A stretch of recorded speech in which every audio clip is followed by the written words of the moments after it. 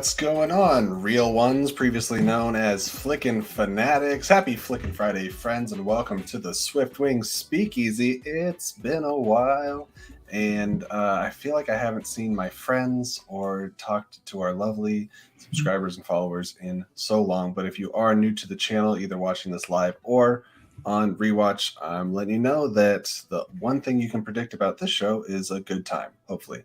We are your source for news, reviews, and discourse most of the time. However, on Fridays, it is more often disordered than discourse because we do whatever it is we feel like. So please join in the conversation as we discuss life, liberty, and the pursuit of fandom. As always, if you want to support this channel, see that link right down there? You can't click it because it's just an overlay, but you can type that into your address bar and support our channel that way through our Streamlabs. You can also do super chats now, or they might be called something else now, but you can donate directly through the YouTube live comments, which is fun stuff. So thank you for always being part of the show. And with that, let's get going talking about whatever it is we are going to talk about today. I do want to say shout out to, of course, as always, my co-host, my point in the right direction. Yep, Mr. Sean Wingblade, and also Brandon Buckingham joining the show, and everyone in the chat. Hiyo. Heyo, Cheryl's in the chat saying bear. You know what? I didn't see the cocaine bear. I had a busy. You've been kind of busy this last week, Sean. So I was busy. I didn't get a chance to. I do want to see it. It looks like a fun time. I just haven't got out to the theaters. Because I was also supposed to go see Creed yesterday, and then I just lazy sat around the house yesterday and today both. Hey, you know what? That is okay. Yeah. Hopefully that's okay for you guys. yeah, I'm probably gonna see Creed 3 tomorrow. I was like, I want to see one movie this weekend, and I was like, I want to watch like an actual probably good film, not a. Buck just reminded me of one of my favorite commercials for a movie of all time, and it was for, I believe, Austin Powers 2: The Spy Who Shagged Me, or it might have been Goldmember.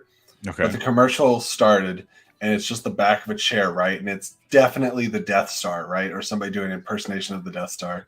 And it says, if you see one movie this year, and it's like, see Star Wars. And like Dr. Evil turns around the chair, and it's like, but if you see another movie, see Austin Powers, Spy Who Shagged Me. But it's a second movie. And it's just, I think it's one of the best aged trailers. It's pretty funny.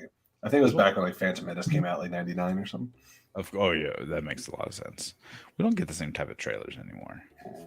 Let's go back to the 90s, guys. I think the last time we got a really good trailer run was maybe like the first Deadpool, some of the second Deadpool as well. That's pretty great marketing. Yeah.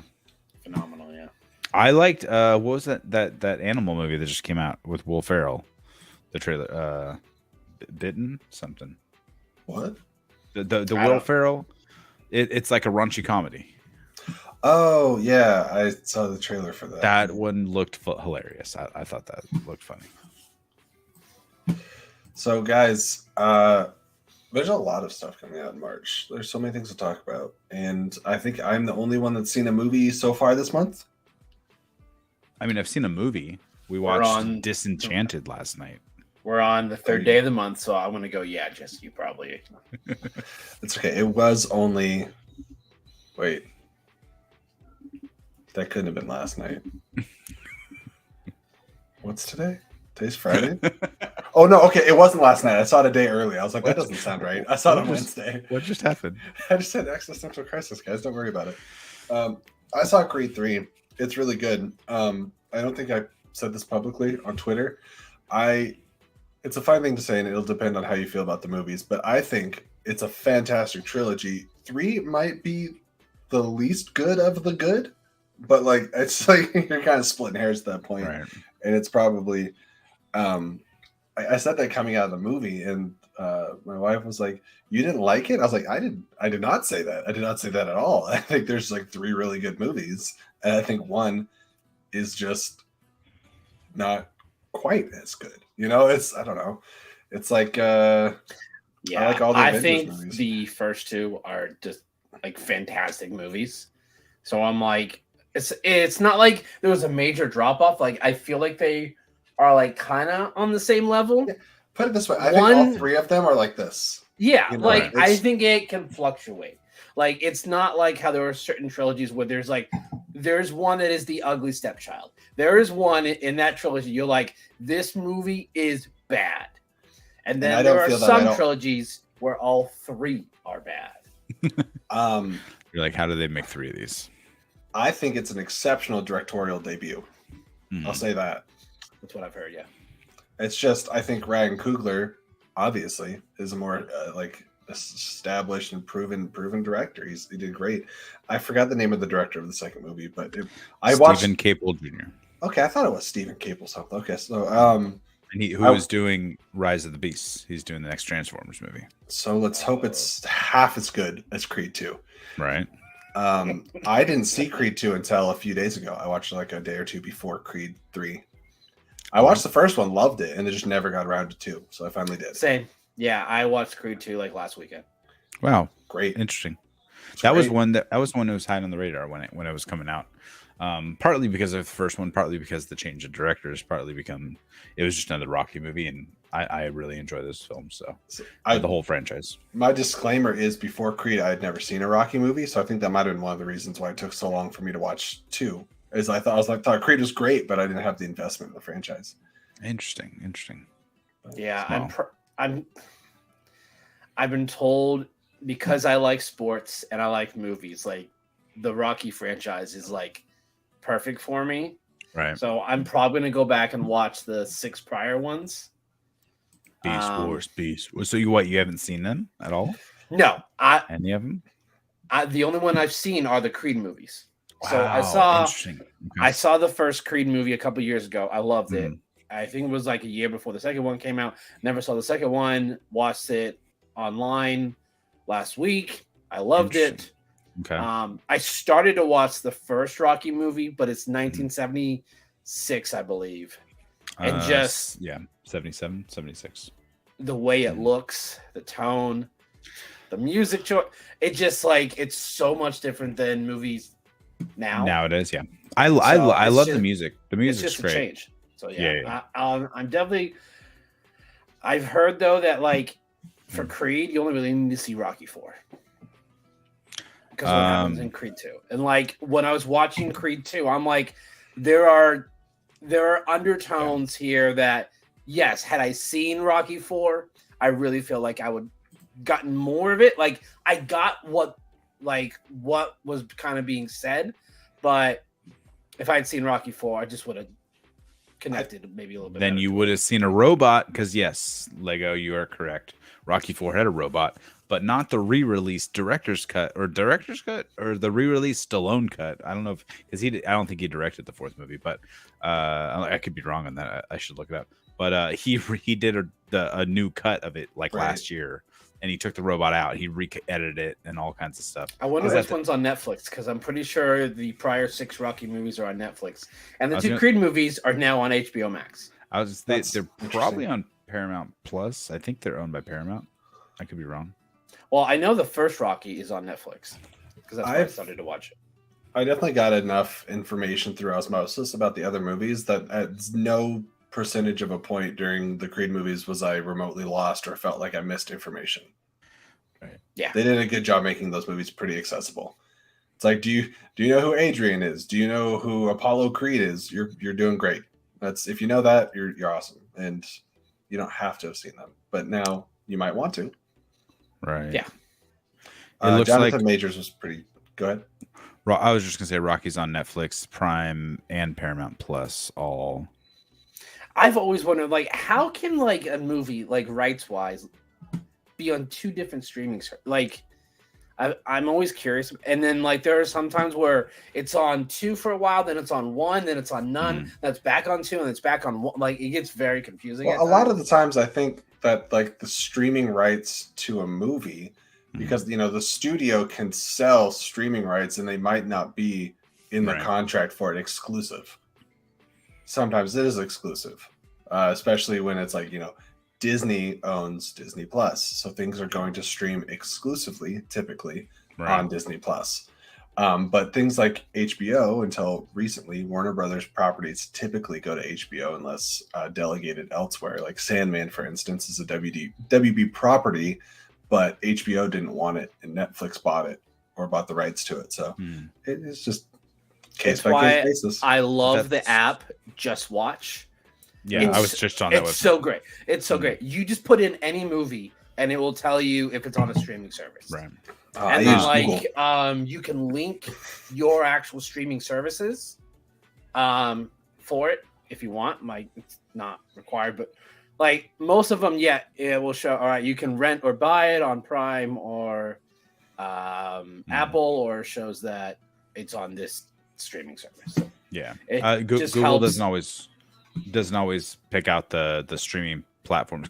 Also, if you have cable, because I'll just search it on demand through my cable box, and if I already subscribe to all those channels, which I do, I can just watch it on demand. I don't have to go into a streaming app. It's just right there, accessible, easier to get to. Yeah, my cable is Hulu Live.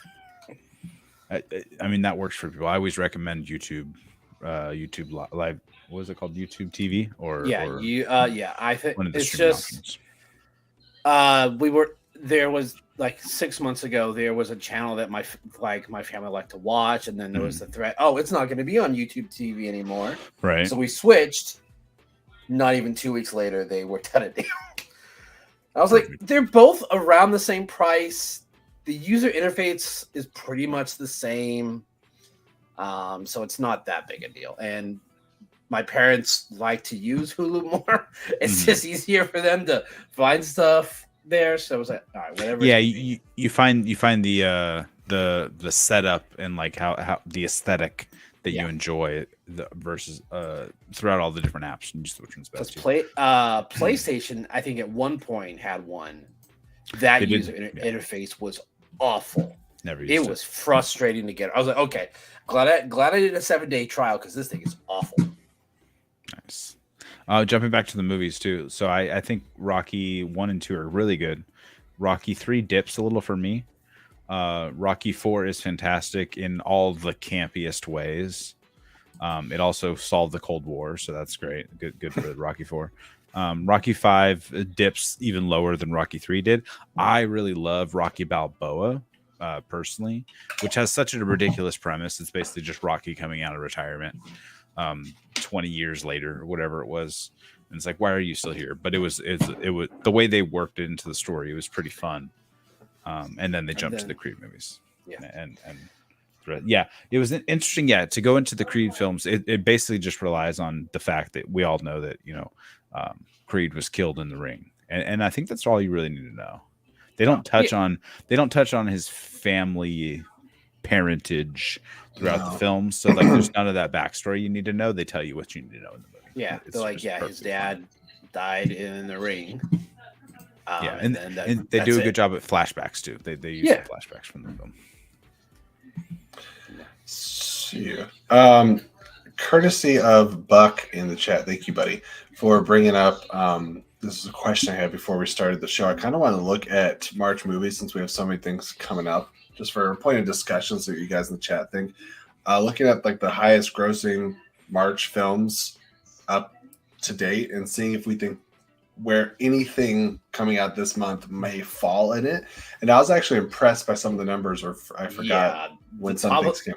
The top weekend one, that's not being beaten by anything this month. No way. I'm bringing this up. I'm going to scroll a little bit. There we go, because it's blocked by a really cool overlay. All right, so if you guys can see that watching, if you're on your phone, it might be a little difficult. But the number one movie is Beauty and the Beast, and we're just working at opening. This is domestic, opening domestic box office. 174, almost 175 million dollars opening weekend. Nothing. There's nothing this month. Not even close. No. That's more than twice what the first Shazam opened to, and they're looking at this Shazam maybe not even opening as much as the first. We got Dungeons and Dragons, which I think will do well. It's not doing 174 million. No. 65, I hope, makes a profit. I think that it still hasn't reached a wide audience as far as like anticipation. I think it looks great though. What else? What am I forgetting? A bunch of movies. So I have them all pulled up here on order from Metacritic. So March 10th, we have Champions, which actually looks pretty funny with Woody Harrelson. That's the one. That's going to do it. That's the one. It reminds me of The Ringer. All right, so that's 2005 the movie, The sports Ringer. one, Yeah, right? yeah. It's the basketball one. And reminds me a lot of The Ringer, which had a lot of heart to it. People gave it a bad rap, but I enjoyed the movie. Scream 6 comes out the same week, so that's next Friday, a week from today. So Champions and Scream. It's probably going to crush, but again, I don't think so. I think the last movie did something like 45, so I think this will do in the 40 to 60 range, because it's actually, just reading Twitter in the last like hour and a half, 2 hours, I guess they did some screenings and people are loving it. Like screamings. And it's all over the place. People are loving the movie, saying it's perfect, it's the perfect meal. There's action like killing scenes that are even higher and crazier than previous movies. So I mean that all bodes well for it. So that's a week from today. 65 and Shazam come out on the 17th. Nothing else of note. On 65 and Shazam come out same day. Wait, on 17th you said? Yeah, 2 weeks from today. I thought 65 came out earlier than that. Nope, same day. I have opening March 10th on AMC. No, March 17th. Did they move it forward? Because I can buy March 9th tickets right now. Through that whole weekend? Yeah. They have a whole. It doesn't say special screening or anything either. I don't know. Let me look it up on Cinemark. I'm looking at Metacritic. I mean, maybe they moved it up a day. Metacritics, you idiots. Well, I mean, like, I don't know how much overlap it would have, but like, I wouldn't want to go against Super. So I think, as I'm looking at this list, one thing that pops out is the amount of theaters these movies are in. Yeah. We all know the amount of theaters that closed down due to COVID. Right. Like, I think that's why a lot of these, maybe the biggest one, Scream 6, like Sean was saying, between 40 to 60. I think that's reasonable. I don't think that's the biggest of the month. Scream 6, yes. I would say Shazam, but I think there's a lot of people that weren't happy with what Zachary Levi said a couple months ago. I mean, I'm not gonna pretend like I mean, I don't really know what he said. I just know it was a big uproar for about 48 hours and it died off. They must have moved it forward a week then, because I remember it was originally on the 17th, and I even put out a tweet about it just a few weeks ago. So maybe they think that it. I guess Scream is kind of a different. I think list that audience or something. I don't know. Place your bets, because. And maybe it's my bias. It very, very well could be my bias. John Wick 4 versus Scream 6. John Wick 4 comes out on the 17th? It comes out in March. I'm just saying the 24th. Yeah. Oh, I forgot. As far as top box office. And they're saying John Wick 4 is looking to crush franchise records within its own franchise, right? I need to look up the John Wick 3 box office, because I know what the Scream box office is. I don't know what the John Wick box office is. So, and I John Wick 3 yeah, opened to a Friday, Saturday, Sunday total of about 57 million.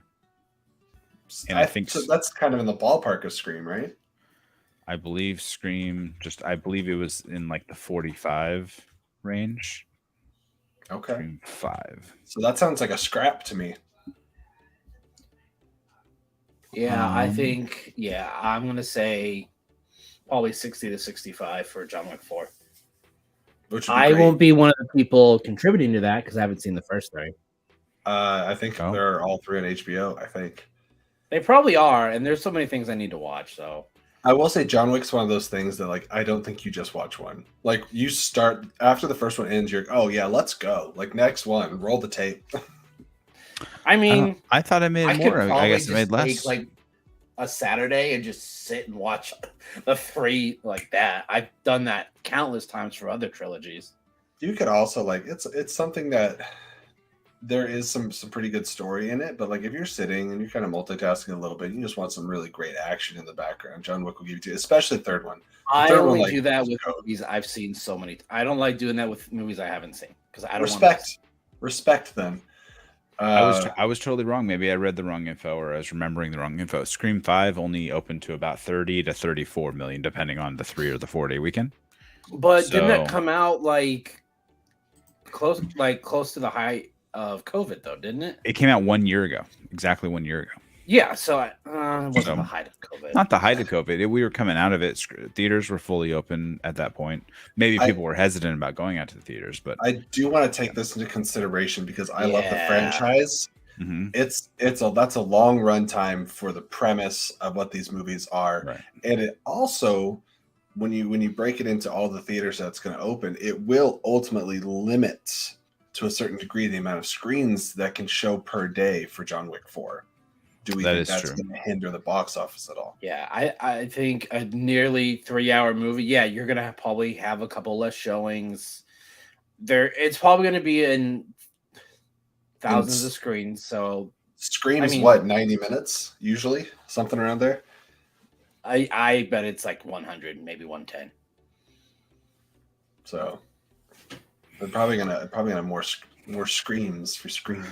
It's possible. I know that within our friend group, we have a big group of people. We go watch movies, this, that, the other. And the only movie in the next month that has already had tickets on sale for, that we've actually bought tickets for, it has been John Wick 4. Like every other movie, it's like, if I get time, I'll go see that on my own. We don't need to get together for that one. My reservations. John Wick 4 is the one movie where we're all like, yes, let's go see that. All right, this night, opening night, 6:45, let's go.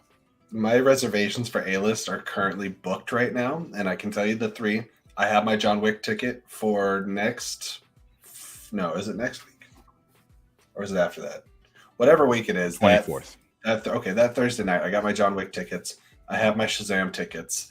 And then they're doing a special screening this weekend for RRR in theaters on Sunday. So I'm going to go see it on the big screen. Nice. And those are my 3 reservations currently.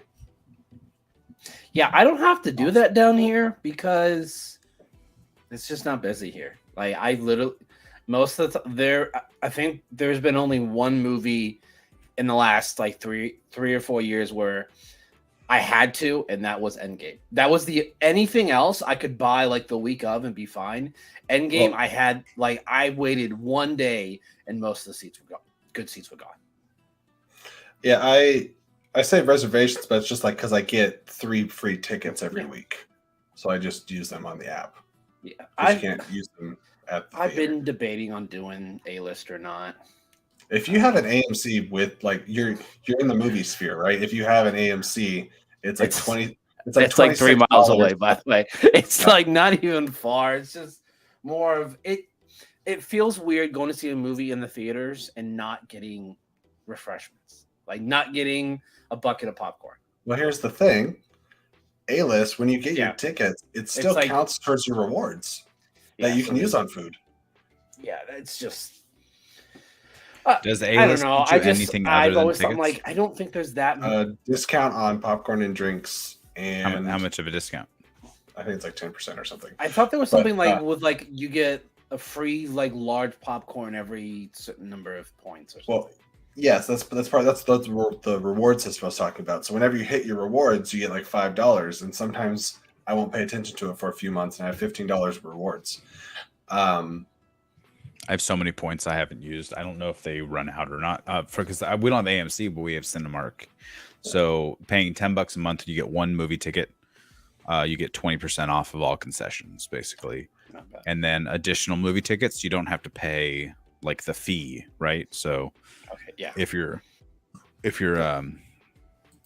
buying multiple, a family of 4, for example, is my family size, so I don't have to pay the extra fees for the extra tickets.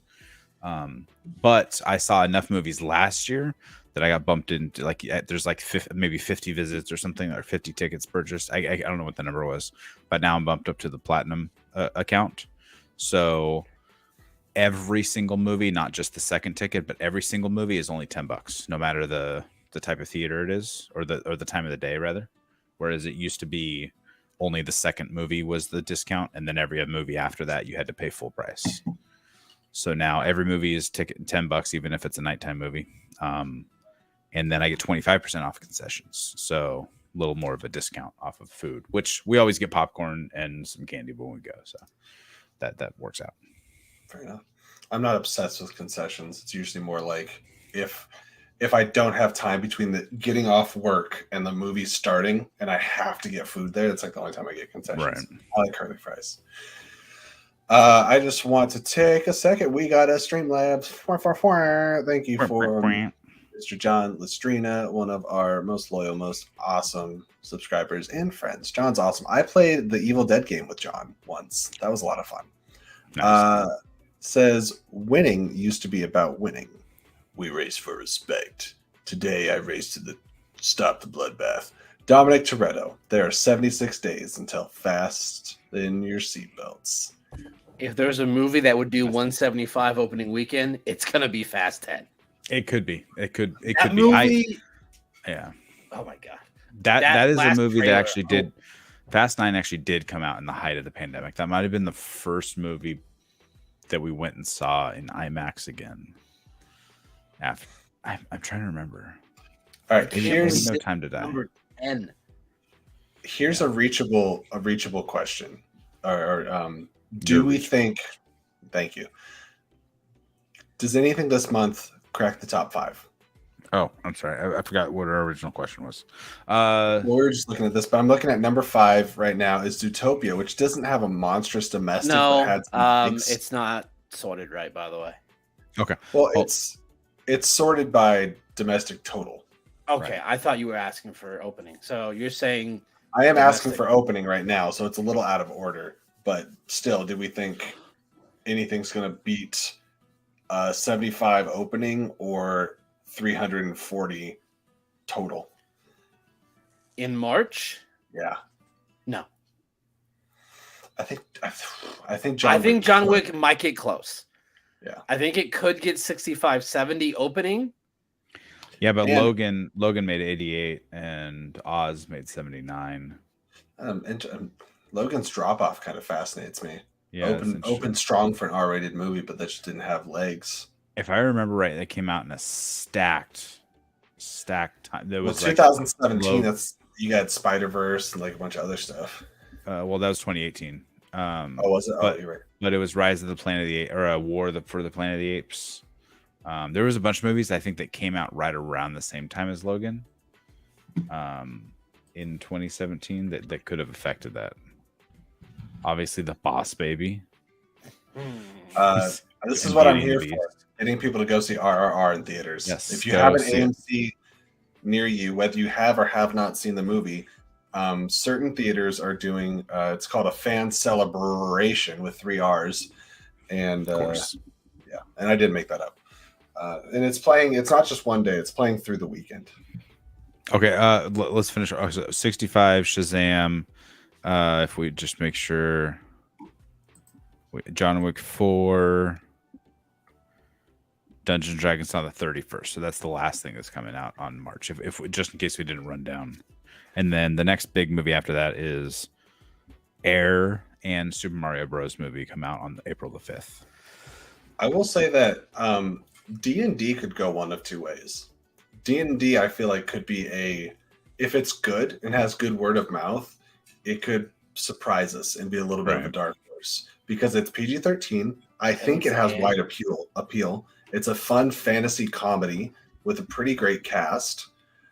There's a lot of reasons I can think to see it. I'm excited for it. I think the trailers have been a lot of fun. I think kids are going to want to see it. If it's terrible, it's going to be kind of DOA, but it might have enough legs to get into this top 5. I don't know if it's going to beat even Zootopia's domestic opening, right? But it could. I think D&D is a really hard commodity to predict. I think John Wick and Scream, we kind of know roughly what we might get with returns. The only reason I can see D&D doing it is because it's not an R-rated movie. That's what I was saying. Yeah, John Wick and Scream both. I see making quite a bit, and even more than Shazam. Yeah, I think D&D is going to make both. Shazam. They're also both R-rated, which is interesting. Yeah, I don't know. It's strange. I mean, it's such a hot prediction. The internet seemed to want to hate on Captain Marvel a lot, But also, I think that's just the internet being vocal, and it's a certain subsect of the internet being overly vocal. I think Captain Whereas- Marvel is totally fine. Yeah, well, that's what I'm saying. Is I think normal people went and saw the film and just didn't feel the need to talk about it, like and shit on it. Whereas the internet likes to internet, so someone got a megaphone and went to town, basically. Yeah, well, people are mad at Brie Larson for just saying facts, but that's fine. Right. Separate art from artist, please. Yeah. Well, yeah, or just also listen to what she was saying because she was right. She is right, 100%. What was I gonna say? Do you think over or under that 65 can top 50 million opening? No. Oh, under. I see that as like a 25 to 30, maybe. Yeah, It doesn't look way cheap. under. It doesn't. It's not a $200 million movie, but it doesn't look cheap. Is that rated R? It's going That was against gonna be one of my Scream questions. next year, or next week rather. I got it. I got pulled up right here. 65 is PG-13 in its favor, and it's only an hour and a half. Yeah. Oh, really? Okay. 90 minutes PG-13 in its favor. Interesting. Yeah. Its budget is 91 million. I was gonna say close to 100.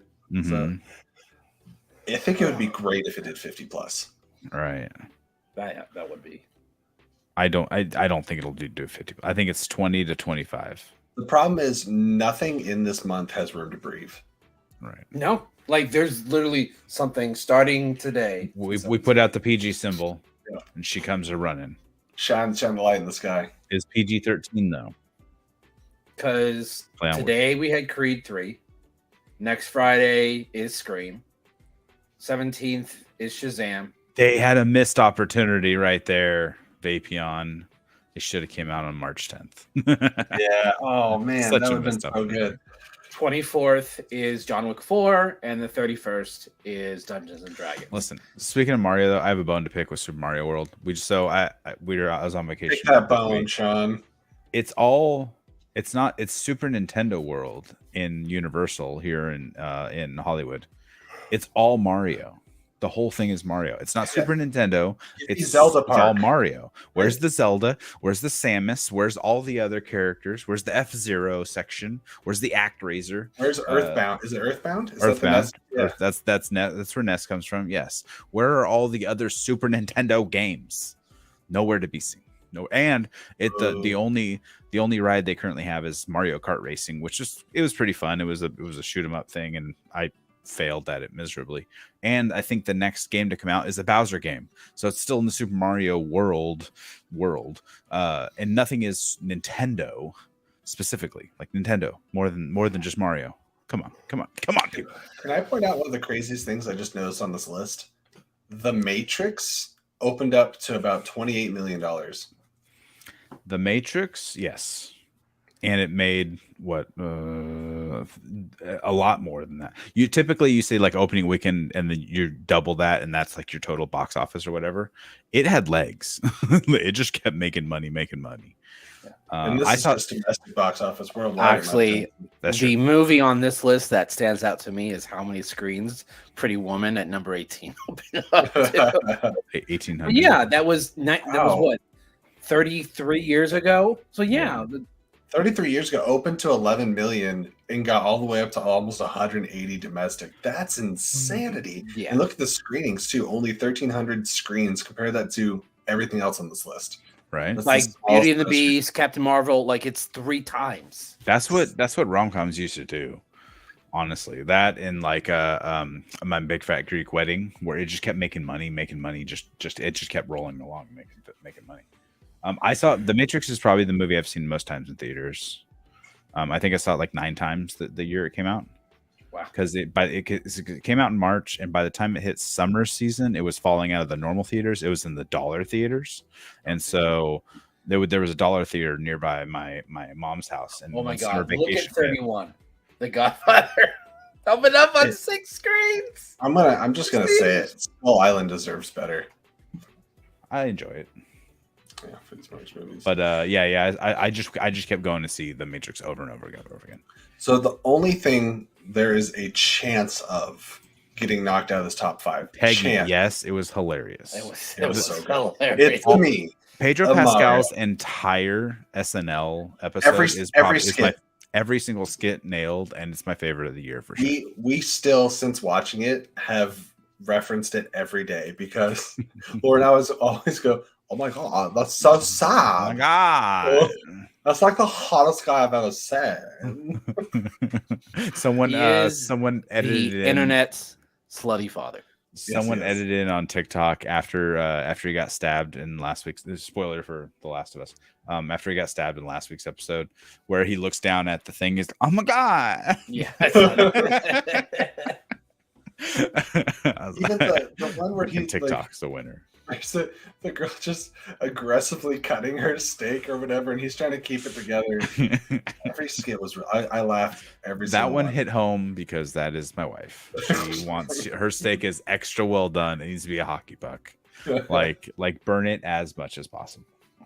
Yeah, and ketchup on everything. Oops. Sorry about that. Catch back up, Peggy. To be Sean, fair, you're terrible. Look at it, spoil the game. Terrible. Buck just finished the game, which you should go watch over on. No. I'm not finished. You did. I think I'm almost done. I think you are. I gotta be only 2 or 3 hours left. You have. I'm still. You have 10% of the game left. You're almost done. So I'm still. I haven't seen 7 yet. Maybe I'll finish it tomorrow. I thought about doing a stream tonight, but I was like, you know what? I want to just relax after work today. Relax and hang out with them boys. Boys. I downloaded The Last of Us Part 2 after I finished the Part 1. After the first episode aired, I started playing Part 1. I finished it within about 2 weeks. And then I downloaded Part 2. And I was going to start playing it, but then I was like, Breath of the Wild comes out pretty soon. So I got that for $10 on the PlayStation. I started replaying Breath of the Wild 1 before the second game comes out. Not a movie, but shows. Last of Us is finishing this month. We have Mandalorian and we have Ted Lasso, and I'm sure there's other stuff, but those are all 3 on my radar very much so. Right. I've never seen Ted Lasso. Dude, it's one of those things that treat yourself. I don't have Apple TV Plus. Somebody you know figure does. it out. Everyone you know does. Yeah, I'm like, Jeff, can I borrow that login, buddy? Especially if you tell him it's for Ted Lasso, I'm sure he'll let you borrow it. Oh yeah, I bet he will. Actually, freaking PJ would probably do it. Paul would probably do it. I could ask anyone. Peggy, I'm sorry. Lauren. I really am sorry. Lauren's watched it and she loves Daisy Jones and 6. I didn't watch any of it yet. I'll put PJ on the spot. I watched Ted Lasso on PJ's Apple TV at the time. I sure did. But it's one of those things where everybody, obviously, everybody talks about Ted Lasso. And PJ talked about it, and everybody telling me to watch it. And Sean had already watched at that point. And I was like, cool. I don't think it's my bag. I even watched the trailer. I was like, maybe the trailer will sell me. It didn't. And then the trailer doesn't do it justice. I started watching it and I was just like, is this my favorite show maybe of all time? Right. It might be. It's just the best. And you have to don't go into the first episode with that expectation, but you should feel that way probably within the first 5. You're like, this is wonderful. It's so good. It is absolutely. It's just heartwarming. If you need to pick me up, that's the show to watch. Honestly, I'm on a Last of Us high right now. Every time I'm watching, every week I'm like, this show is so freaking good.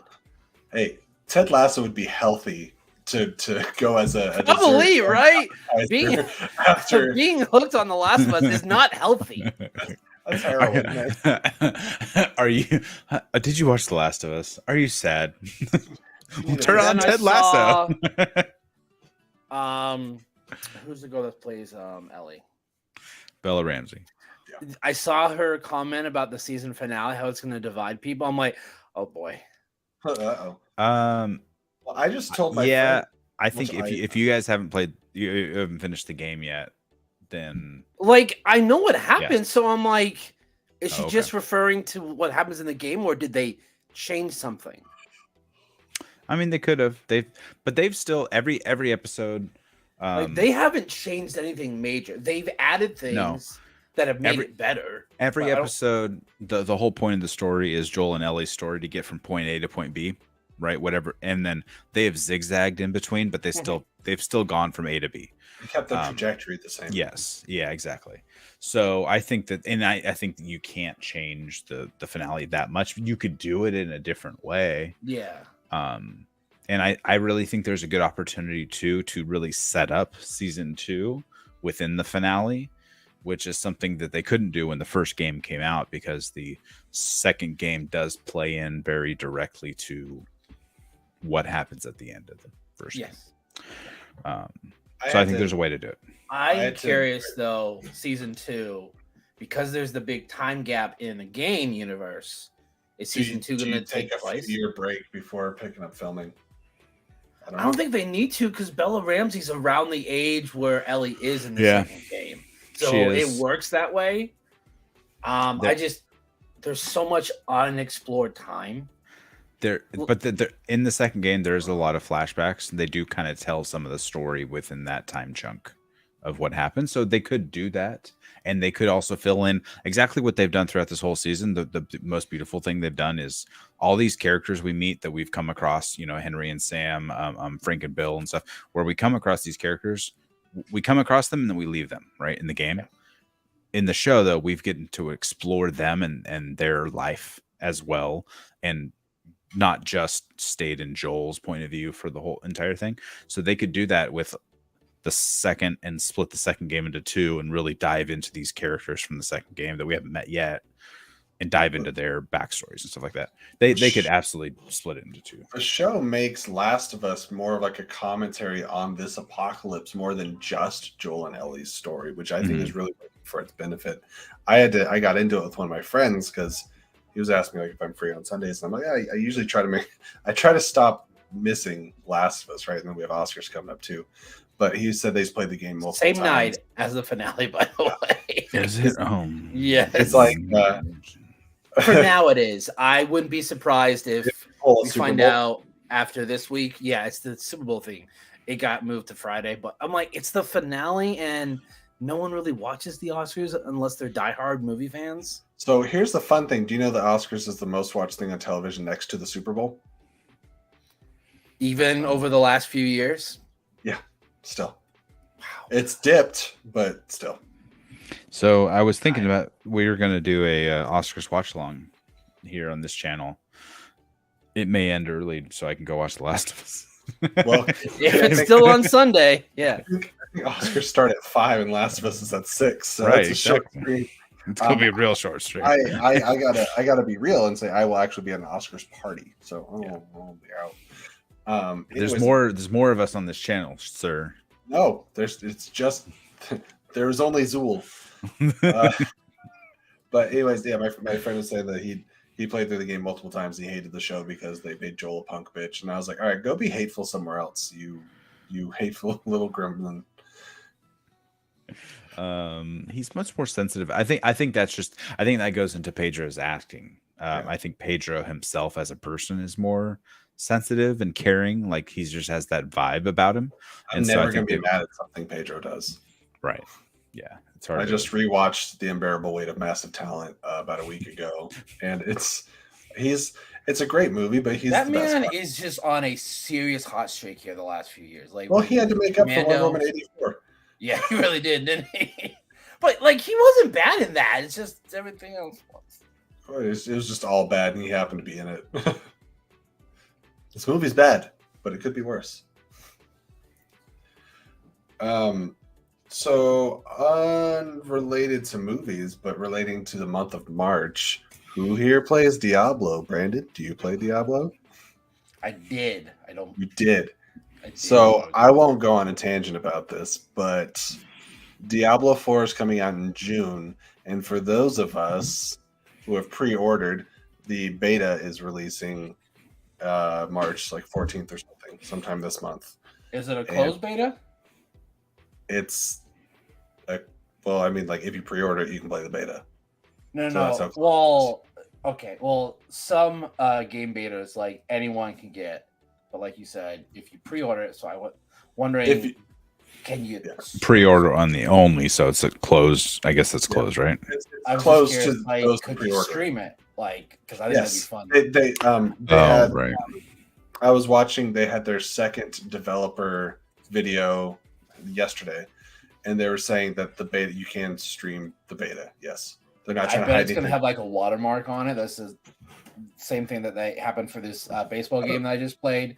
They had a tech test, which is basically a open beta, and basically there's a watermark with your PlayStation username on it. Oh, so if something bad happened, like you can't say know. it wasn't me. Yeah. I watch a video game reviewer slash like gameplay walkthrough person called Fightin' Cowboy. And he puts out reviews often, like whenever the embargo drops, like the day or two before the game comes out. And usually the footage that he's using as B-roll is not his own. It's footage that the studio specifically allowed, like gives him probably from an actual, like one of the game developers is the one playing the game, and then says, hey, here's some footage you can use, even though you've played this part or whatever. That's kind of how they typically, at least from my experience, from what I've seen. I'll just say for the record, game looks incredible. I think it's gonna be fun. I tell anyone that has or has not played Diablo, pre-order it, play it this month, see what you think, because you have until June to cancel that pre-order. I'm just saying. It's basically getting a demo. Like, I mean, that's what it's a demo. You just gotta put $60 down or $70, whatever it is. And if do they charge you now or when the game comes out? I think if you're buying it digitally, you have to pay the whole thing. I don't think they do the partial on digital, but not sure. Hey, my case is up real ones, and yeah, what Sean said, it's the first cross-platform Diablo. In that case, I'll buy it on my PS5 because my Nintendo's a little shaky with the controls. I'm buying it on PS4, but we can still play together, which is really just awesome. See. I thought you would have said PS3, and I was about to get up and walk out. I don't think. Like, come on, Jesse. Diablo 4 is going to come out on the PS3. I don't think it can hang. It's not backwards compatible. It probably will not hang on that. Yeah, there's just so many things I love about the direction and stuff they're doing with the new one. Diablo. Cool. Well, I mean, the 3 has been out for 10 years, hasn't depreciated in value hardly at all. They re-released it every time a new gaming console comes out because it was like for The Last of Us. Yeah, like The Last of Us, which is a good Skyrim, Last of Us, yes, Grand Theft Auto 5. There's some games that they just keep re-releasing because people keep buying them, and Diablo is one of them. Harold, you know classic gaming. I have to see if there's anything coming out like right before that because I have like there are a list of games coming out here the next few months that I'm going to be streaming, like just because I'm going to try and finish The Last of Us. Then I'm going to go to The Last of Us 2. I'm hoping to finish that right before Jedi Survivor comes out. I'll stream Jedi Survivor, and then there's the Suicide Squad kills the Justice League. Right. Which does that have online co-op? From what I saw, yes. So if it does, I'll get it. If not, I don't know if Diablo, I have time to invest in it. You said all right. So I'll have Breath of the Wild 2. If I do May Diablo, it's gonna have to wait because it comes out like 10 days after Suicide Squad kills the Justice League. So that's not gonna work for me because there's no way I'll be 4-player online co-op.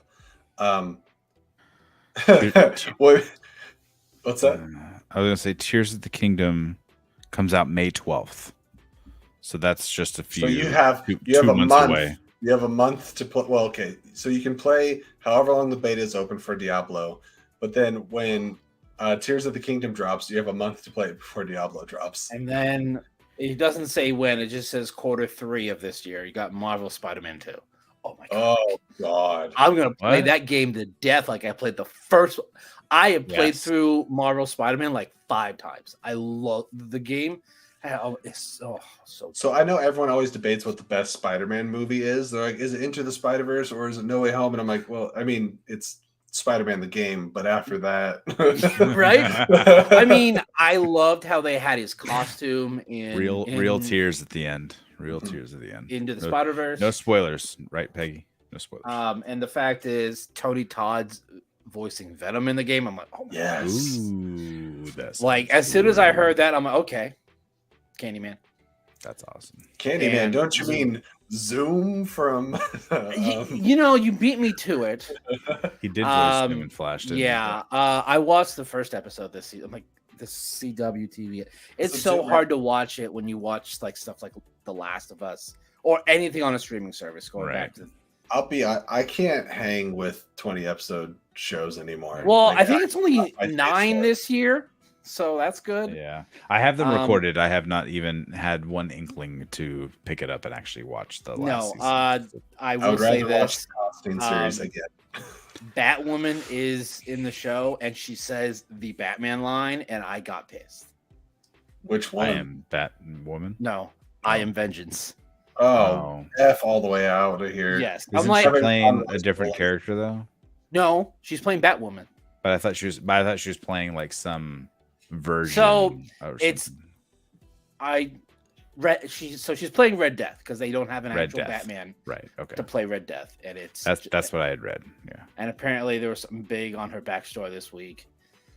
She's from like an alternate timeline. I'm like, alternate timeline or alternate universe? And then I know some show, like the Same, CW. Same. It was like 2019 for me, I think. The last good Flash season for me was season 2, was Zoom. So 2 was good, 3 was terrible. I liked 4, and then I stopped in 5. I hated 3. When I don't care what they say. They knew who Savitar was the entire time. I call bullshit. When Arrow went off, when Arrow finished, I was pretty much mentally checked out of everything. Season 5 of Arrow might be it's probably actually no. Seasons 1 and 2 of Arrow are really good. Mm-hmm. Yeah, I stopped in 3 because that's when they really tried to make Green Arrow Batman, and I wasn't into it. I mean, they kind of did that in season 2 when they chose Deathstroke. They did, but you can tie Oliver and Slade together. I mean, and they had Slade because Oliver has one villain, and they used them in season 1. They're like, who else can we use? Malcolm Merlin. Yes, yeah, that's literally it. Just a vicious cycle of them not knowing what to do with Black Canary. Right. Arrow season 2, I think, is probably my favorite. Like, I go back and forth with the Flash. What season I like more, season 1 or season 2? I just like how season 2 Zoom is just straight evil. It's like the devil. Yeah, got superpowers. Like, that's like some of the things he does is just like, that is some messed up stuff. Mm-hmm. And like, I like season 1 because you just realize how much I love the character of Eobard. Do anything to hurt Barry. Well, Eobard, when played by Tom Cavanaugh, I don't care about when they're like, my face actually looks like this. I'm not Harrison Wells. I was like, I don't care about other guy. Matthew. I think that is my favorite Wells that Tom Cavanaugh played is the season 1. Sure. I liked Earth 2 Harry. I think they called him like Earth 2 Harrison Wells. But when they did, what was it, Sherlock Wells or whatever? They did the Council of Wells, basically. Sherlock.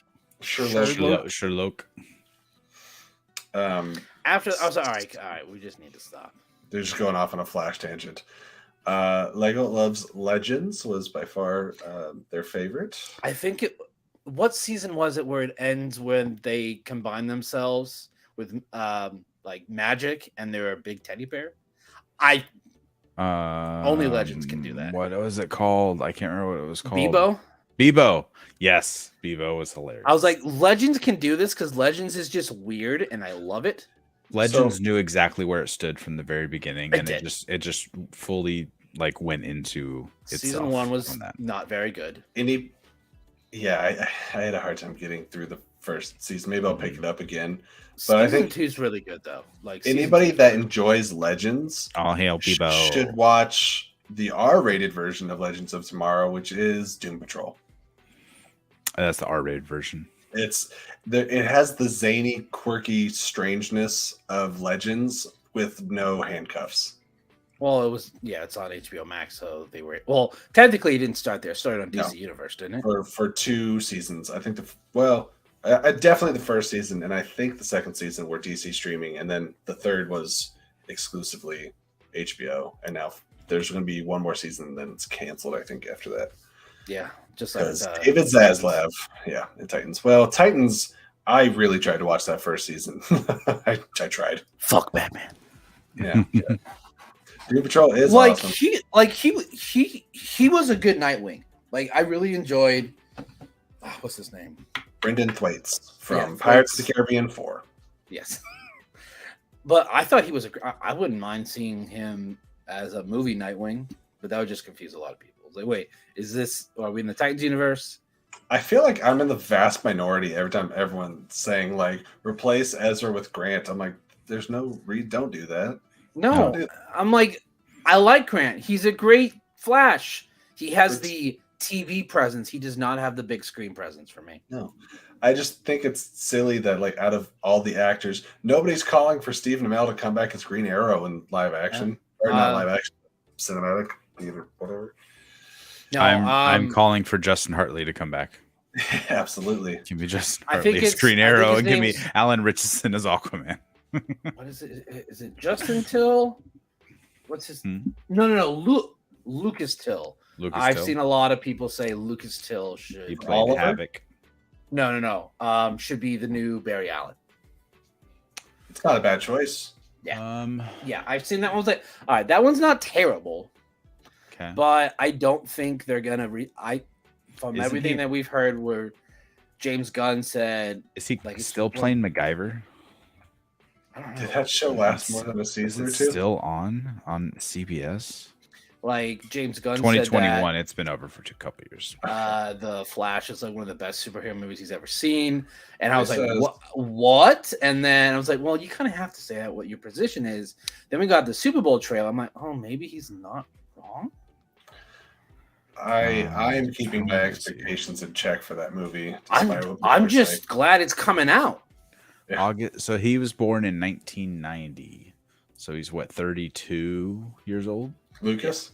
Yeah. He's probably a great age. I mean, I feel like I guess it depends on how young they're gonna make Superman.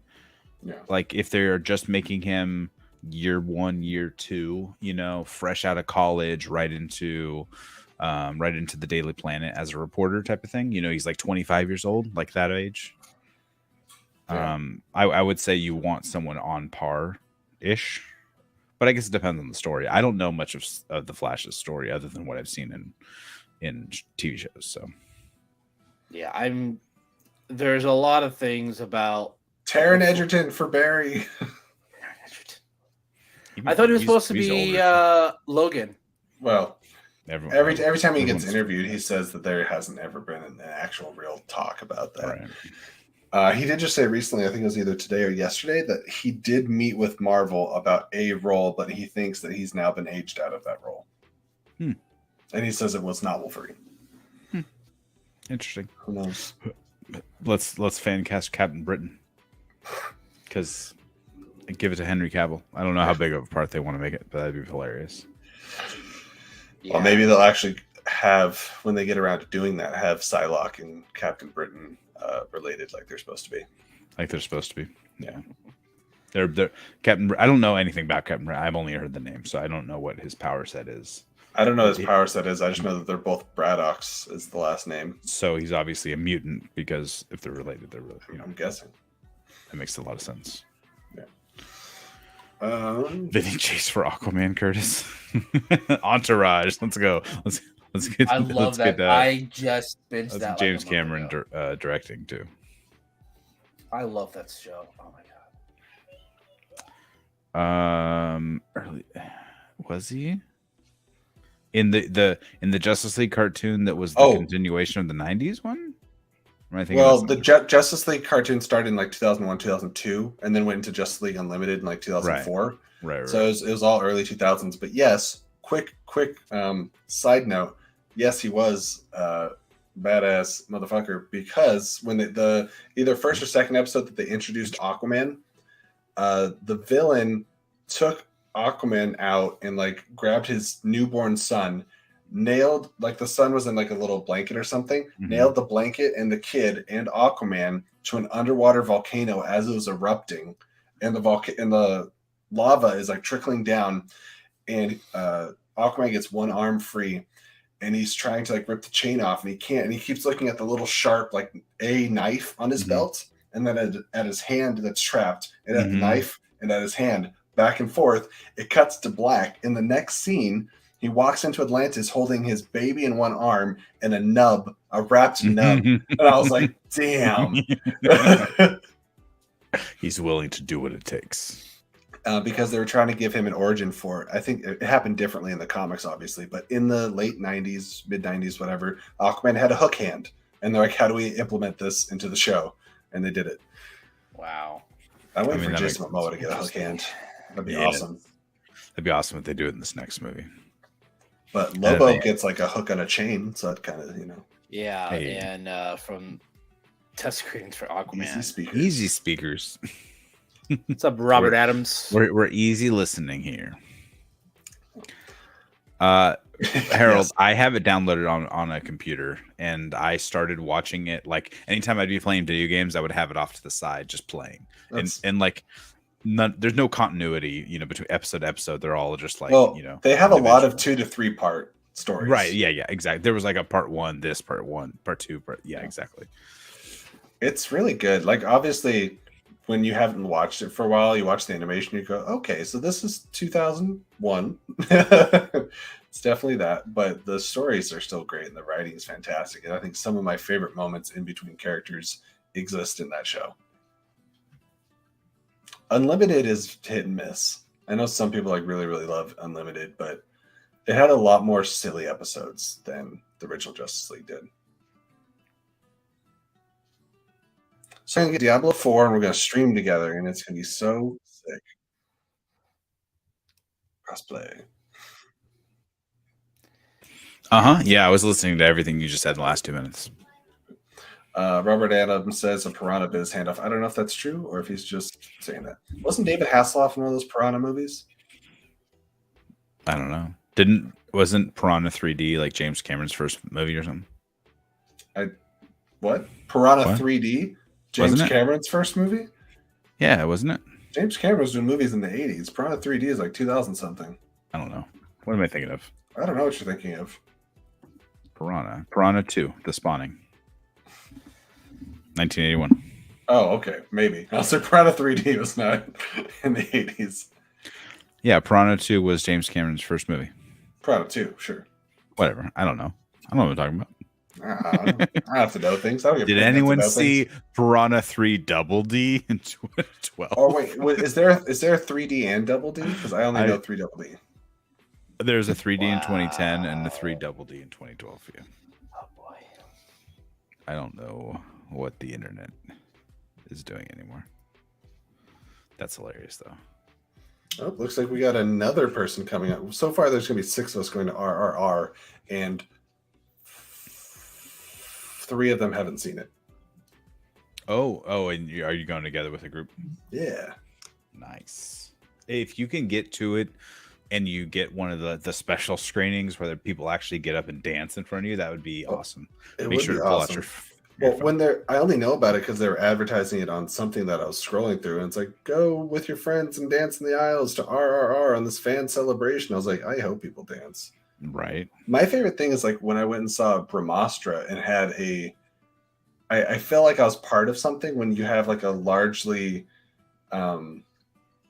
group of people seeing a movie with you that's like different. I don't know, like there's a lot of Indian attendance for Brahmastra, sure. And it was kind of cool. Right. I wish I could say the same. In my Brahmastra screening, there was like 2 other people in the theater, and they were very quiet. But I haven't been able to see RR in theaters. I don't know. I haven't even looked it up though. I don't know. Let me see. I don't know if it's AMC exclusive or not. Right. I should look it up.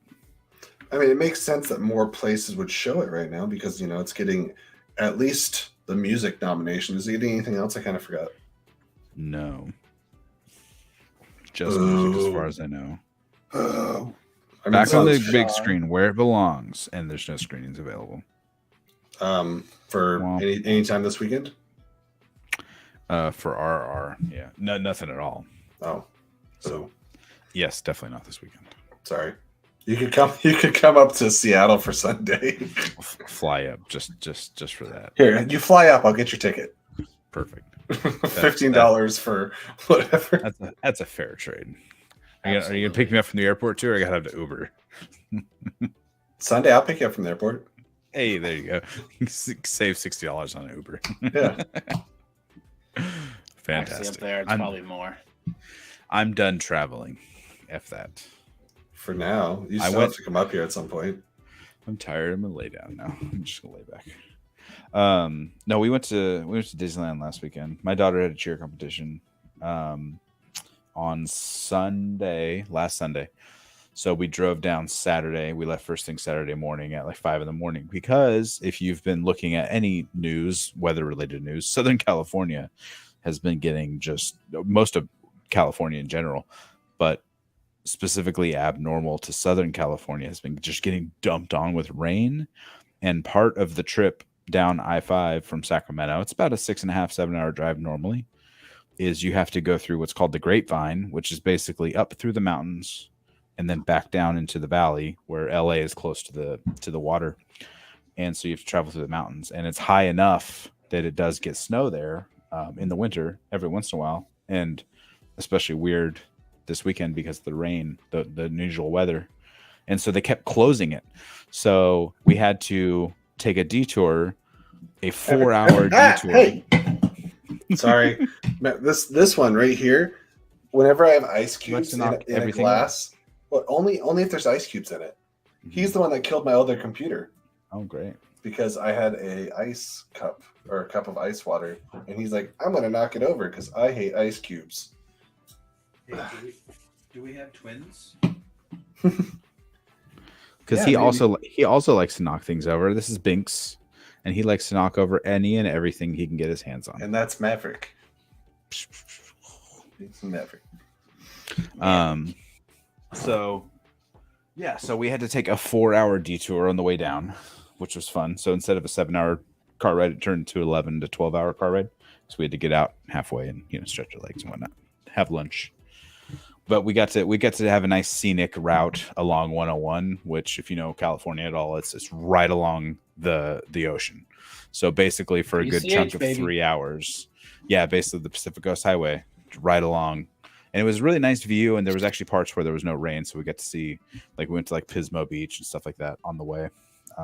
But it was a long car ride, such a long car ride. So on the way home, we didn't know how long the Grapevine would be open for. It was open. We left Wednesday. We went to Universal Studios, and my wife and I were debating. We're like, all right, the Grapevine all day long, open, close, open, close. Oh, we're closing again. But the weather was pretty good for most of the day until it randomly started snowing in LA. Literally, we're in Universal Studios.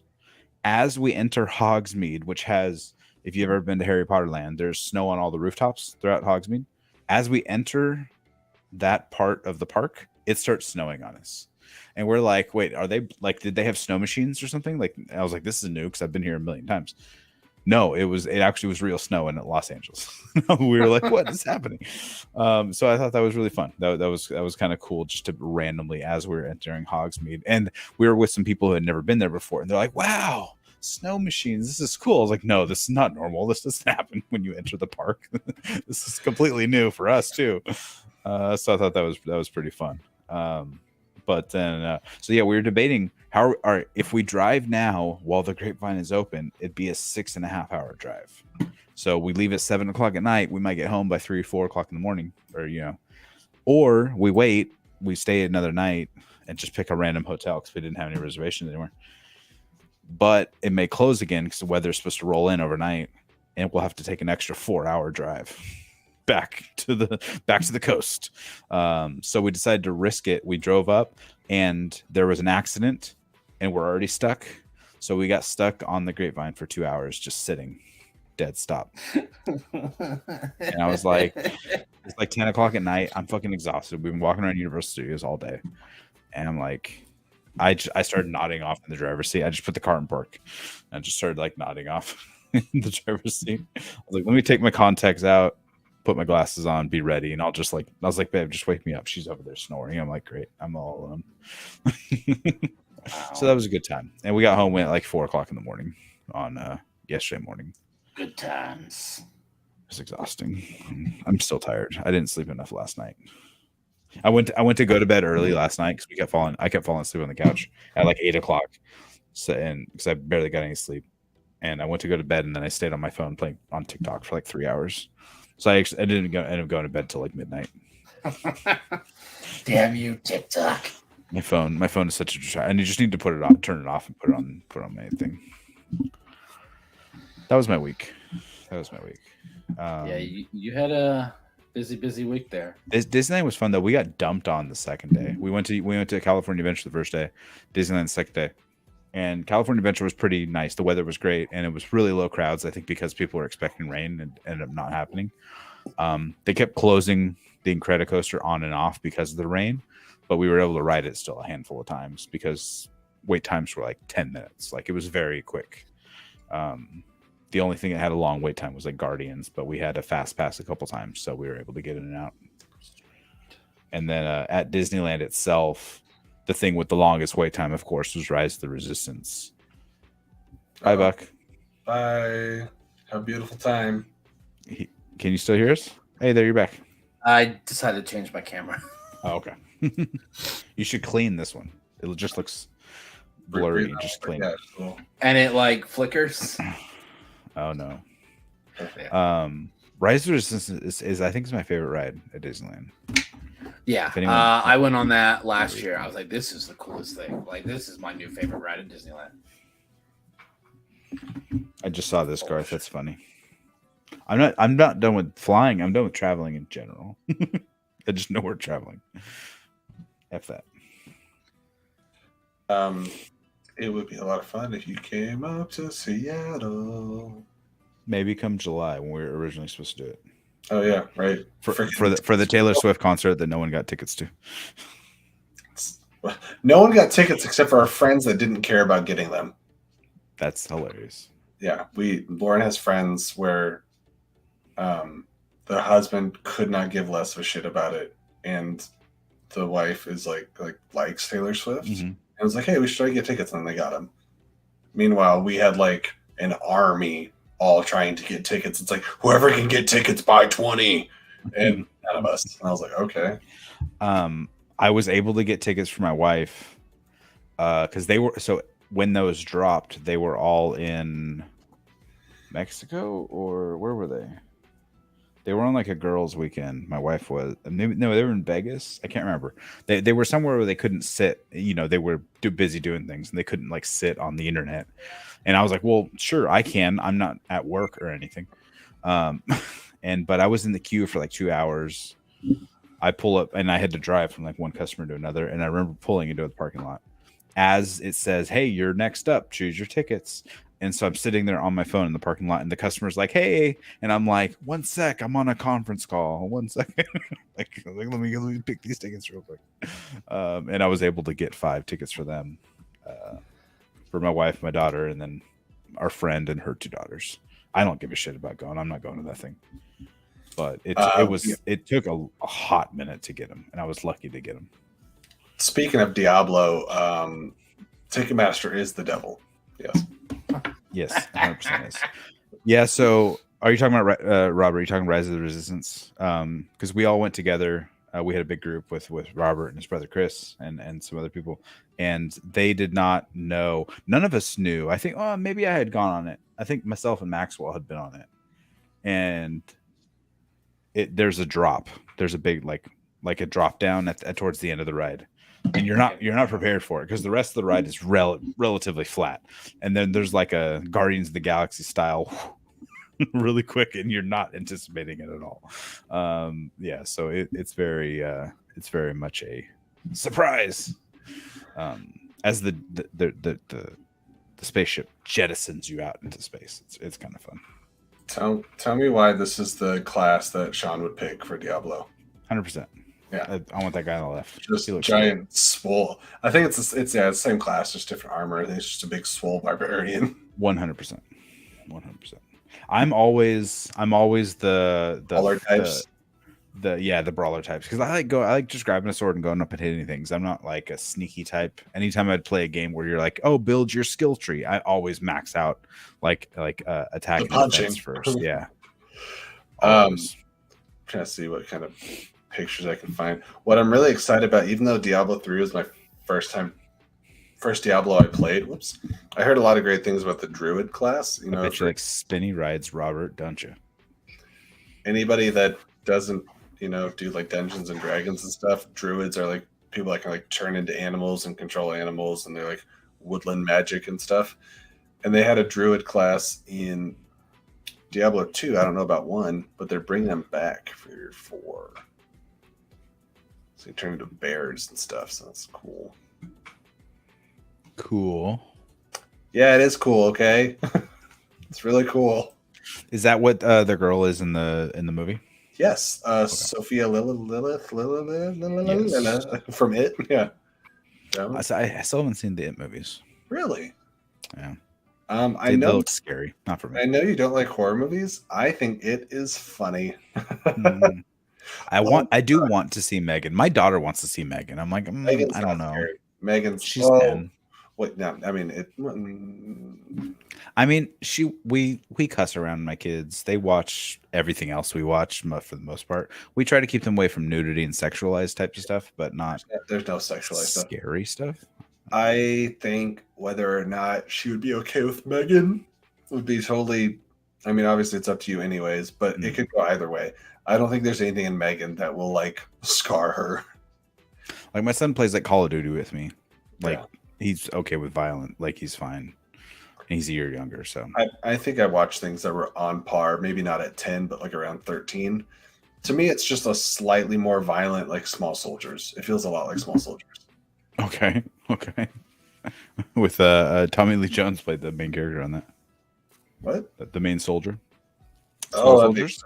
Yeah. He voiced the main character. Why did I never know that? I should have. That's yeah. Okay. Interesting. But you could always also preview it. The thing that we have, and I can't remember if Buck's seen it or not, the thing that we have to get you to watch is Barbarian. Yeah, you keep trying to do that. Keep trying. Buck, did you ever see that? Yeah, keep trying. Buck. All right, I need a Barbarian sound off in the chat. Who's seen Barbarian and what did you think about it? I know Lego has, because you're crazy. You watch all the horror. Lego's the horror queen. She thought Don't call them the horror queen. That's not nice. Might have been inappropriate. Megan was Chucky remake. So I the first Chucky I saw was Chucky 3 when he's at like military camp. And then I think I went back and watched the first 2, but I have such vague memories of the first 2. Oh, super overrated. Oh snap. We're not bringing that one up, but I will comment on this and say, yeah, it makes me laugh a lot. I don't know what to say. Is there something wrong with me? Maybe. I love that Bill Skarsgård is getting all these like various types of roles too. He's going to be in John Wick 4, who plays like the head of the council for some reason. Yeah. And he's also playing Nosferatu. Yeah. And like just all these, and in Barbarian too. You're talking about Barbarian. He was in that as well. Mm-hmm. He's getting these very like diverse type of roles. I think that's really cool. There we go. Also, yeah, don't clean it with your finger, dude. Your finger just has oil on it. Oh wait, never mind. I was gonna say he was in Dune, but I forgot that was just like when I fan casted. He didn't actually get cast. Did you want him as Fade Ratha? I did. I was like, bring the Skarsgårds together. Well, his dad is in that. Exactly. His dad is your uncle. And Fade Ratha and Baron Harkonnen are Vladimir Harkonnen. Sorry, are related. So. Right. Is that it? Are that his dad or his uncle? In the story? No, real life. Oh, I think that's his dad. I'm pretty sure. Okay. I'm pretty sure it's Stellan and then Alexander, Bill, and isn't there another one? There's another one. I know there's. I don't remember his name. All the Skarsgårds. All the Skarsgårds. Peter Sarsgaard, very different person. Yes. But he was the DA in Gotham for the Batman. He was also Hector Hammond in The Green Lantern. Yeah. Yes. Terrible movie. Yeah. You guys will. They wasted Angela Bassett in that movie. They wasted Mark Strong. Oh, that's true. Yeah. Mark Strong. The only person they didn't waste in that movie was Blake Lively. Well, it introduced Ryan and Blake together. They have a happy, loving couple now. That's Blake- nice for them. Blake was not good in that movie. Well, nobody was. There was no highlights. You can't target Blake. I just watched Age of Adeline for the first time, and she's lovely. I With, keep seeing Harrison clips Ford from and that that other guy? on TikTok. Yeah, Age of the one Adeline. with Harrison Ford. Where basically, yeah, she stops aging at like 19 Right. or something. I always saw a clip of her and what's her name? The Cups. Oh, Anna Kendrick. Anna Kendrick. You know, she's like, "What movie is this?" I was like, "I never saw A Simple Favor," but I remember Paul Feig directed it, and everyone's like, "He needs to do more drama or whatever," because he always does like those, silly like comedy movies with Melissa McCarthy. Was it I'm like, Paul yeah, sure. that did Spy? Whoever did Spy, that movie is underrated. Spy. I don't think that was Paul Feig. I'm not a huge Melissa McCarthy I fan. don't I know. think she's Can't remember. done a lot more garbage than good, but Spy cracks me up. I think it's so funny. Ha! That's funny, Vapion. She's lively, not little. Yes, we know. That's what we said. Different Sarsgaard. Spy was Paul Feig. Okay, thanks, Mike. Yeah, I don't remember. That's true. He does like to make. I mean, at least we got to make fun of this movie. I feel like it put a chip on Ryan Reynolds' shoulders to just make better movies, or at least more up his alley type of thing. I'm always going to think of the end of Deadpool 2 when he shoots himself in the head and says, "You're welcome, Canada." I've seen some of the Friday the 13th. I think I saw Jason X. I thought you were going to say Takes Manhattan. No. Like the final Friday? No, that's the final Nightmare.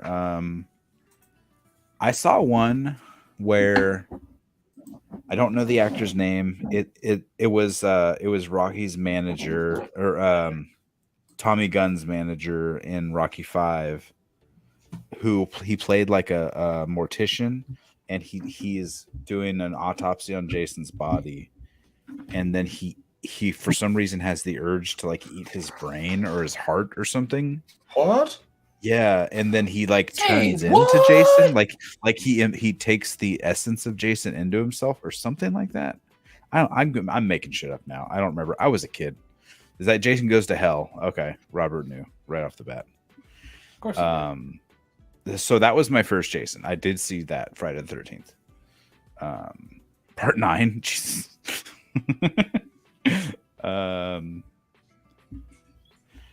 That's funny. The final Friday. Was it the final? No, it wasn't. I did see like Freddy versus Jason. I'm all about Scream. I can see slasher movies. Slasher movies are fine. Did you ever see Urban Legend? Yeah, Urban Legend. Did you ever see that? I don't think so. It had Joshua Jackson was in it. Who else was in that? Basically, it's them making fun of all the urban legends. Like, oh, don't say this person in 3 times in the mirror, and make sure to look in your back seat, and like so it's all these urban legends of stuff that will kill you, and they all start coming true, and killing people across this college campus essentially. Oh, so it's Trick or Treat. That's nice. Is that what Trick or Treat is? I mean, I've never kinda. seen that. I finally watched Trick or Treat for the first time this last Halloween. It's fun. It's a fun movie. It was very post Scream. Yes, it was kind of like meta in the way where Scream like called attention to all the tropes, because that's what Jamie Kennedy's character did in Scream. Is he's like, oh, that's what you do in a scary movie. Like that's kind of what urban legend type. Speaking of tried to that, brush off of. Like that scene, that clip where he explains everything is. I posted that on TikTok like 1.5 years ago, and it went viral. It's currently at like 60,000 views. Oh, nice. Yeah, there was a period of a week my phone just kept going off. Yes. Yeah, Rosenbaum, Jared Leto, Rebecca Garrett. Speaking of Jamie Kennedy and horror franchise, Jamie Kennedy plays Burt Gummer's son in the 5th Tremors movie and 6th. If you didn't know. I didn't. That's a fun fact. Yeah. Thanks for telling me. Someone clip that and send it to the internet. Very fun fact. You know it's not very fun. I've never seen Last either. few Tremors movies. The last 3 tremors. Are you saying it took a dive? After Jamie said hello and I said goodbye. He loves killing franchises like The Mask. That wasn't. Oh no, I never saw Son of the Mask. It was a movie we were supposed to watch, and I was like, nah, I'm good. Pop trivia: who played Odin in Son of the Mask? Oh no, that will ever forever haunt my economic. Bob Hoskins. You'll never know. Mario himself. Mario. We were doing a family movie night last night, and the wife pulled up a wheel, and I'm like, oh no, the sound of a wheel. I was like, I don't want to hear that anymore. But we put a bunch of movies on the wheel, and I said the Super Mario's movies as a joke, and then she put it on there, and I'm like, I hope it doesn't land on that. And I looked it up. I was like, you can't even find it for stream. It's not streaming anywhere. Okay, listen. You cannot find it. I think sometimes we completely disagree, but other times I think me and Legault are almost like the same person, or at least similar wavelengths. Because yeah, Aftershocks is great, but also Roberts says he's a fan of graboids and ass blasters. Ass blasters being what the graboids evolve into. In the third one, right? In the third one, yes. Yes, I was gonna say ass blasters are the third one. Yeah. Yes. Yeah. I love Jesse's passion for Tremors. It's undying. Tremors and Scooby-Doo. I don't know which one rivals the other. Oh, that's a. Hey, at least with Scooby-Doo, I know what he's talking about. I've only seen the first Tremors, so anything else he's talking about, I'm like, okay. Mm-hmm. As we've learned tonight, there are many franchises that all of my co-hosts need to watch, and that is the Rocky franchise and apparently the Tremors franchise. And Tremors is a lot of fun. Is it stupid? Yeah. Does it know that it is? Yeah. Yeah. I feel like to me, honestly, the first one is earnestly, especially for a B movie, much like Evil Dead, like a good movie. Mm-hmm. And then as they go on, they get kind of less good, but not less entertaining, if that makes sense. Sure. Well, yeah, if you turn it into a different type of entertainment. So you're going in there for the right reasons, for a different type of comedy or whatever. Like, I would say Evil Dead 2 and then Ash versus Evil Dead are different types of entertainment. Okay. But they're both. That's another franchise I know Sean hasn't really messed with, I think, right? No, I have not. One of my first horror movies was Night of the Living Dead, like 3 or something. I just have this vague memory of like boyfriend, girlfriend, all dressed in leather. They were going down the road. They get in a motorcycle accident, and then they become these like S&M like goth zombies, or she does, or something like that. I don't know. And I thought for the longest time that was part of like the Evil Dead, like the Ash versus. Like I thought it was all the same thing, like the Night of the Living Dead, Evil Dead, like all this stuff.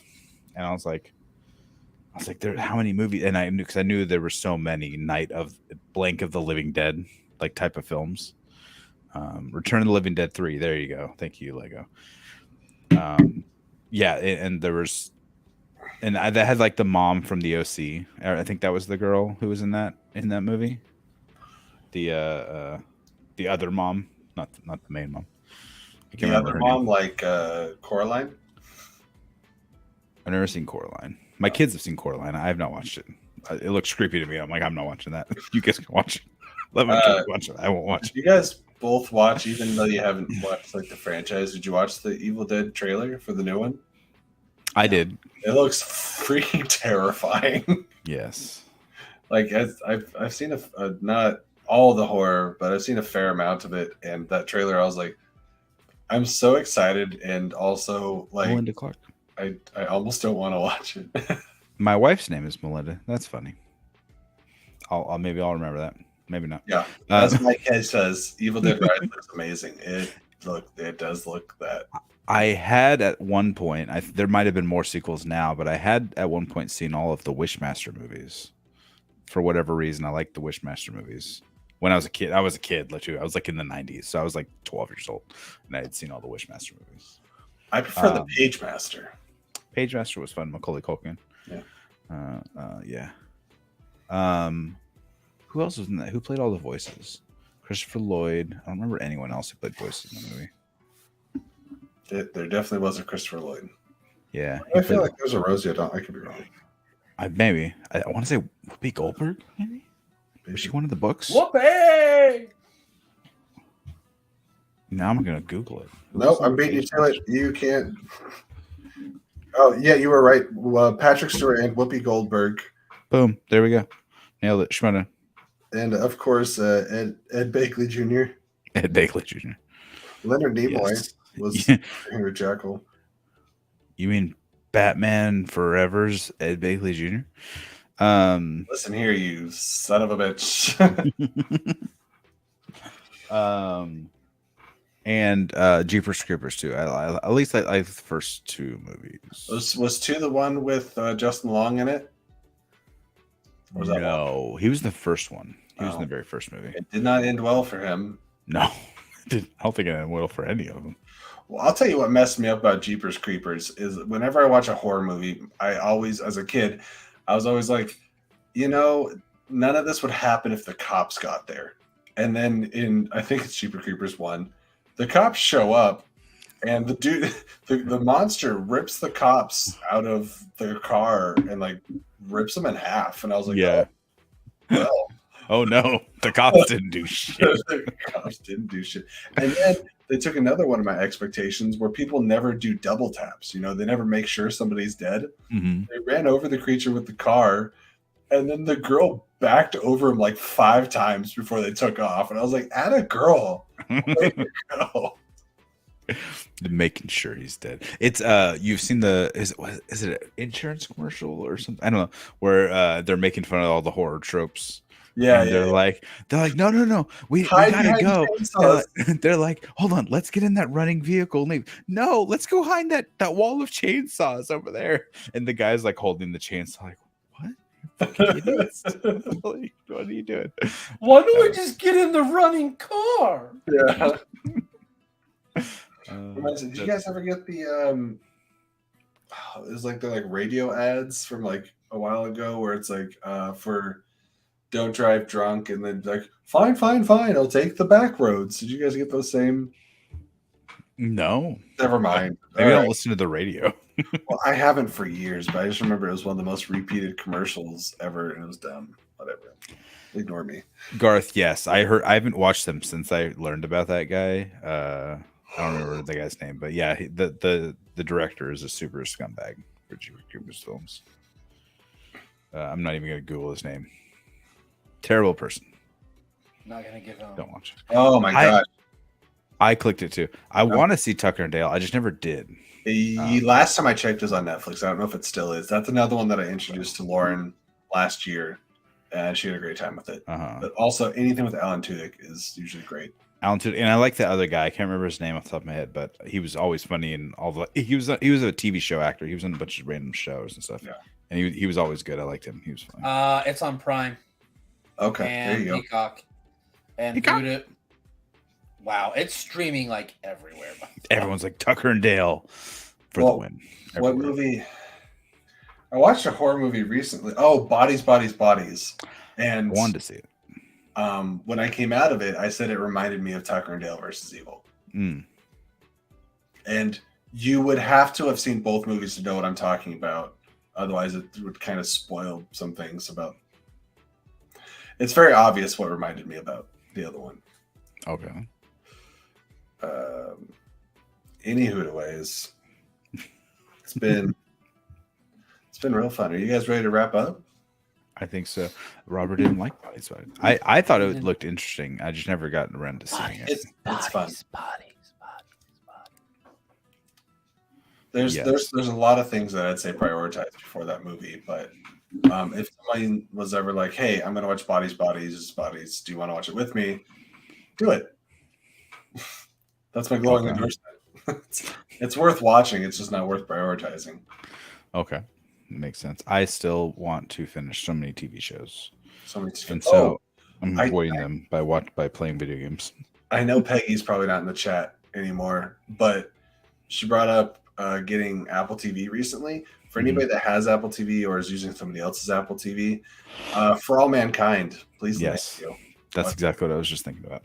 Yeah, I mean, I'm like a third of the way through season 2, and I need to catch up. get there. I mean, I don't even know when season 4 is supposed to happen, but the way season 3 ended was woof. Woof. Yeah. I either basically have to choose: do I want to continue the content I've been doing the last few weeks, or catch up on movies and TV? I can't do both because all this content I've been doing is 2 to 3 hours to edit the video down. So, and literally tomorrow, all I'm doing is I'm recording everything that I'm going to be releasing the next week, so that I don't have to like rush and do it like the night before and stay up at like 1 or 2. So I can, it's not fun.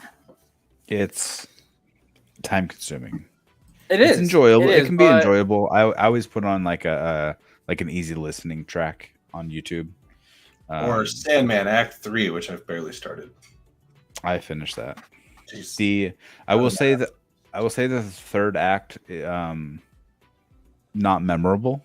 Okay. Like I feel like it's very disjointed. It's not like a through line of story, and so nothing sticks out in my brain to remind me.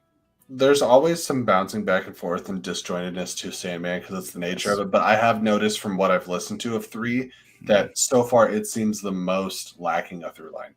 Yes. And so it's hard. Like there's bits and pieces. I'm like, oh yeah, I remember hearing that. But I could not tell you like the main. There's quite a bit that deals with his son and like there's a lot of Orpheus stuff in there. Yeah, a lot of Orpheus. I couldn't remember the name, but I couldn't. It doesn't. And there's some stuff dealing with Nada too. It'd be a very interesting season of television. Sure. It'd be almost like an anthology, like an American Horror Story type of thing. They would have their work cut out for them to try to connect things that weren't previously connected, which I think they did a little bit of in season 1. Right. They did some interweaving for stories that weren't as interwoven. Yes. Anyways, hey Chris, go watch Sandman. I know you're not here, and I know you won't watch this, but I'm gonna say it out loud anyways. I need to start apparently watching Avatar: The Last Airbender. Oh, yep. I mean, it should be an easy watch. It's only like a 2-hour movie, right? I will cut you down. At first, I was like, "What?" I love M. Night Shyamalan movies. Oh no! Hey, Jerry Miller, Shaman Ding Dong, the Sham Hammer. Hey Jeremy, welcome and goodbye. Pretty much. Had a lot of fun hanging out with everybody. Thank you for talking movies and March and Madness and all that good stuff. Let's do the rundown of where you can find us and what we got going on. Let's start with Buck since he's Moon Girl Devil. I did see a poster for that. My kids actually looked interested in that. I think it's on Disney Plus. I think if I remember right. It's Marvel. So yeah. Yeah. I think we saw it walking around Disneyland. I did watch most of the first season of Harley Quinn on the way down to LA. Are you having fun? Yeah, it's a lot of fun. And it's like, they're 20 minutes, easy to jump through. I think I have like 1 episode left in the first season. I need to finish it. I think it just kind of keeps getting better and more raunchy. It's pretty great. Yeah, it's so ridiculous. That's why I was like, check who's in earshot while you're watching that show. I had my phone on one knee when my wife was driving, and then while I was playing Legend of Zelda, and I was like half watching, half listening, half playing video games. Buck's just over here editing. Look at Sean; he's the master at multitasker. Buck, speaking of your gaming and stuff like that, where can people find you? Where can they hang out while you do games? So you can see me tweeting about all sorts of stuff: sports, movies, pop culture. Twitter, BrandonBuck88. You can find me on YouTube, Twitch, and TikTok at @thebuckstopshere_. Ew. I've been streaming a lot on Twitch. Been doing about every Saturday, and this past week I released 3 new videos on my YouTube channel. And apparently, one of those videos was the 150th video on the channel. That does include all the live streams Jeff and I used to do. So I thought that was pretty cool. That is cool. Happy 150th. Yeah. So just starting to grind away. I kind of have a plan now. Like before, I was just like doing it like each was what do I want to do? But I have a kind of a plan set here. So hopefully I can grow the channel here a little bit. Cool. Well, you can find me right up here above my head on Twitter at Jesse Swift. And things that I do are sporadic, but I try to be on these Friday shows. I try to occasionally do reviews. and I try to occasionally do trailer reactions. So expect to see my face occasionally. Sean? Perfect send off. And we will have the next episode of the penultimate episode. We're on episode 8, right? We didn't do a review at episode 7. I was out. Jesse still hasn't watched it yet. The slacker. Jesse, but I will go watch it right now.